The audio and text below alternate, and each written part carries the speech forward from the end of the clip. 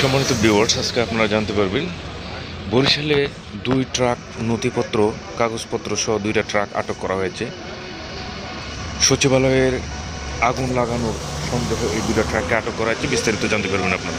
সচিবালয় দুর্ঘটনার পরে মানুষ এখন একটু সচেতন হয়েছে, কেননা এই কাগজপত্র কিংবা সেই কাগজপত্র হইতে পারে, এই সন্দেহজনকে ওই ট্রাক ধরছে।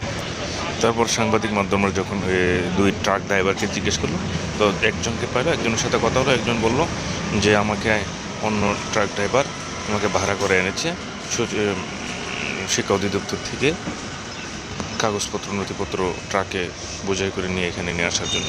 কাগজপত্র পুরান কাগজপত্র সন্দেহ করে ধরা হয়েছে। ধন্যবাদ আপনাকে। আমি এই যে ট্রাক দুটিকে নিয়ে যাওয়া হচ্ছিল, সেই ট্রাকের চালক যে, তার সাথে আমরা কথা বলি। সম্মানিত ভিউয়ার্স, বিস্তারিত জানা যাবে যে আসলে প্রকৃত রিপোর্টের মাধ্যমে, তদন্তের মাধ্যমে, যে আসলে এই নথিপত্রগুলো কি মানে অচল হয়ে গেছে বা ব্যবহার অযোগ্য এরকম, নাকি কারো দুর্নীতি ঢাকার জন্য এই নথিপত্রগুলো করে দেওয়া হচ্ছে। বিস্তারিত জানার জন্য অপেক্ষা করুন, সাথেই থাকুন। ধন্যবাদ। চ্যানেলটি সাবস্ক্রাইব করে ভালো থাকবেন।